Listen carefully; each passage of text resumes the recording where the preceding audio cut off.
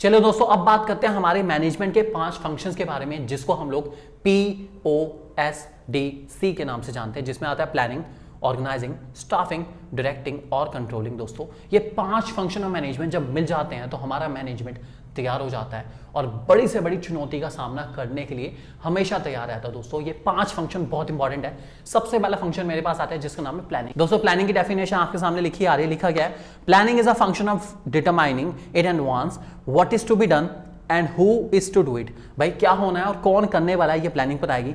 This implies setting goals in advance, इसमें हम goal set करके चलते हैं कि हमें अचीव क्या करना है और उन गोल को हम कैसे अचीव करेंगे, ये भी हमें प्लानिंग बताता है इफेक्टिवली और एफिशिएंटली। दूसरा आता है ऑर्गेनाइजिंग।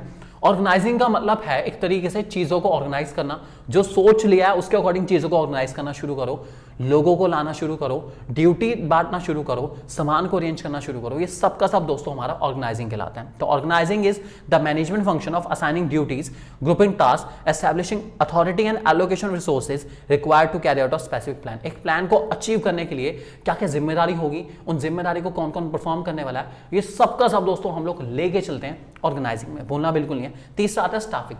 स्टाफिंग का मतलब है सही इंसान को ढूंढना जो कि हमारे इस काम को कर पाएगा। अगर हमारी ऑर्गेनाइजेशन पुरानी है तो उसके अंदर ऑलरेडी हमारा स्टाफ है, लेकिन अगर हमारी ऑर्गेनाइजेशन नहीं है तो जो हमने प्लान सेट करा है उस प्लान में जो जो जिम्मेदारियां सेट करी हैं उस जिम्मेदारी के लिए सही इंसान को ढूंढना ही स्टाफिंग है। Staffing is all about searching a right person for the right job, क्योंकि अगर सही इंसान के हाथ में सही काम आ गया तो काम होगा एकदम A1। तो हमें सही इंसान ढूंढना है सही काम के लिए, ध्यान रखे चलेंगे। Staffing is the process of finding right people for the right job. It is very important function of management and it ensures the right person with the right qualification at the right time is available to accomplish the organization goal. सही इंसान सही qualification के साथ सही जगह पे, मजा ही आ जाएगा ऑर्गेनाइजेशन में। अगला आता है जिसका नाम है डायरेक्टिंग। दोस्तों डायरेक्टिंग का मतलब है लोगों को इंड्यूस करना, लोगों को मोटिवेट करना, लोगों को इंस्पायर करना। जो मेरे लोग आ चुके हैं ऑर्गेनाइजेशन में काम करने, उनको भर देना मोटिवेशन के साथ ताकि वो बेस्ट से बेस्ट काम कर पाएं। और अगर मोटिवेट वो हो गए अच्छे से तो वो ऑर्गेनाइजेशन के सारे गोल्स अचीव करके दिखा सकते हैं बहुत आसानी से, ध्यान रखे चलेंगे दोस्तों। लिखा गया directing involves leading, influencing, motivating employees to perform the task assigned to them to ensure that employees are encouraged to do their best and is done through effective motivation leadership. लोगों को मोटिवेट करो, lead करो best से best ताकि वो काम अच्छे से कर पाए। और लास्ट फंक्शन आता है जिसका नाम है दोस्तों कंट्रोलिंग। कंट्रोलिंग का मतलब है आपने टारगेट सेट कर दिए, ठीक है, एक बार चेक तो कर लो कि आपके टारगेट अचीव हुए नहीं हुए।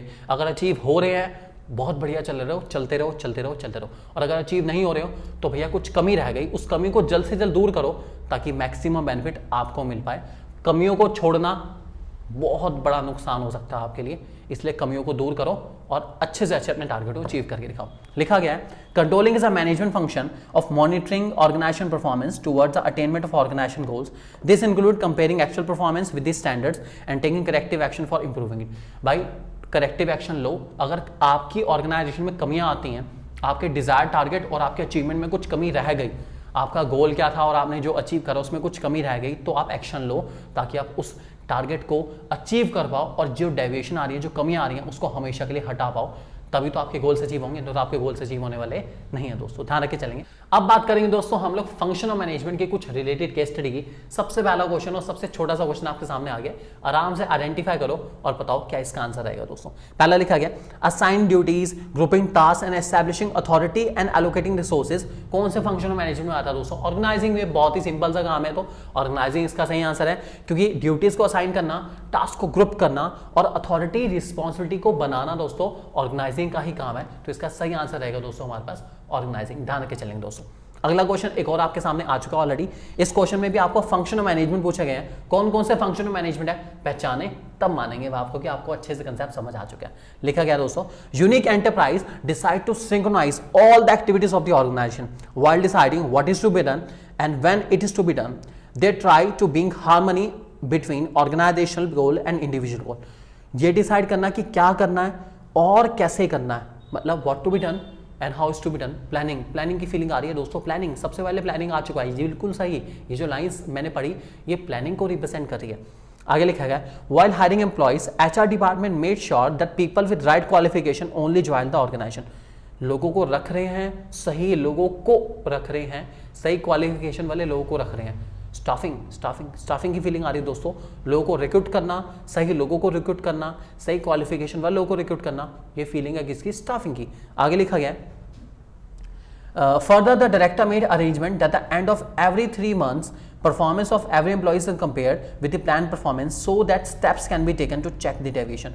भाई ये तो पक्की बात है, कंट्रोलिंग है मेरे भाई। कंट्रोलिंग की बाद में चेक भी करा जाएगा कि कितने एम्प्लॉयज़ की परफॉर्मेंस कैसी चल रही है, और अगर सही चल रही है तो उनको रिवॉर्ड भी दिए जाएंगे।